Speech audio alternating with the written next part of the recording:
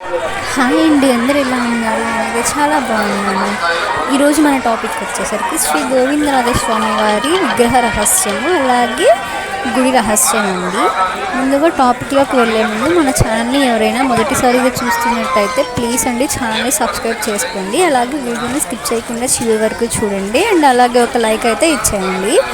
ముందుగా ఈ టెంపుల్ వచ్చేసి తిరుపతి రైల్వే స్టేషన్లో సమీపంలో ఉన్న కోనేటి గట్టు దగ్గర అయితే ఉంటుందండి. ఇదండి మనం ఈ టెంపుల్కి లోపలికి వెళ్ళేటప్పుడు మనకి దారి కొన్నాక ఇలాంటి షాప్స్ అయితే షాపింగ్ మాల్స్ లాగా కనిపిస్తూ ఉంటాయండి.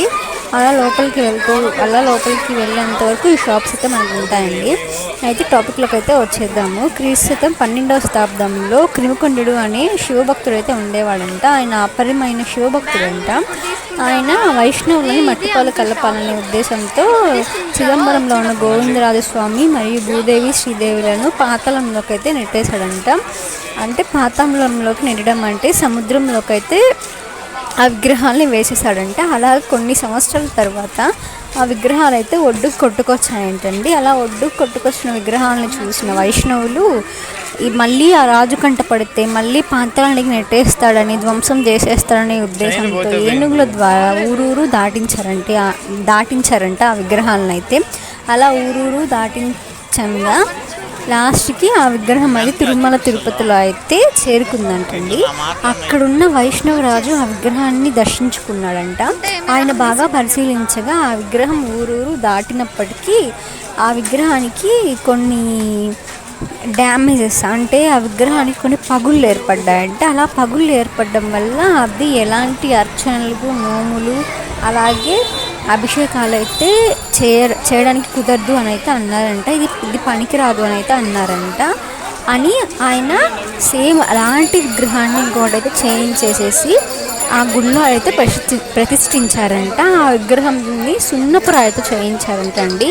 ఇప్పటికీ ఆ విగ్రహానికి ఎలాంటి అర్చనలు, అభిషేకాలు జరగవు. ఎందుకంటే సున్నపు రాయితో చేయించారు కాబట్టి అది ఆ రాయి కరిగిపోతుంది వాటర్ తగిలితే. సో ఎలాంటివి జరగవండి. మనం దశావతారం మూవీలో చూసుకున్నట్లయితే ఆ హీరోని ఆ విగ్రహానికి చుట్టేసి సముద్రంలో వేసేస్తారు కదా, అది మూవీ పరంగా చేశారు. కాకపోతే అది రియలిస్టిక్గా జరిగింది. తిరుపతి చరిత్రేనండి వాళ్ళు అక్కడ చేసింది. మనకి ఆ విగ్రహం అయితే ఈ టెంపుల్కి 2.5 కిలోమీటర్స్ డిస్టెన్స్లో మంచినీటి గట్టు అనే ప్రదేశంలో అయితే ప్రతిష్ఠించి ఉంటారు. మేమైతే అక్కడికి వెళ్ళలేకపోయామండి. కానీ చాలా బాగుంటుందంట ఆ ప్లేసు. చుట్టూ మంచినీటి కోట ఉంటుందంట.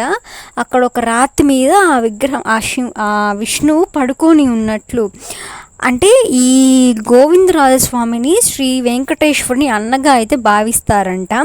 తమ్ముడు వివాహానికి కుబేరుడు అప్పు ఇచ్చిన ధనాన్ని కొలిచి అలసిపోయి దిగువ తిరుపతిలో విశ్రాంతి తీసుకున్నట్లయితే మనకి ఆ విగ్రహం కొలువు తీరుతుందంట. అంటే మనం ఆ విగ్రహాన్ని చూస్తున్నప్పుడు అలా అయితే మనకి అనిపిస్తుందంట. ఒక కథనం ప్రకారం చిదంబరంలో ఉన్న గోవిందరాజు స్వామి వారి విగ్రహాన్ని తెచ్చి ఈ గుడిలో 24/2/1130లో ప్రతిష్ఠించినట్టయితే కథనంలోకి వచ్చింది. ఈ గుడి చాలా ప్రతిష్ఠవంతమైనదంటండి. ఈసారి అలాగే తిరుపతి వెళ్ళిన ప్రతి భక్తులు ఈ గుడికి అయితే వచ్చి దర్శించుకుంటారంటండి.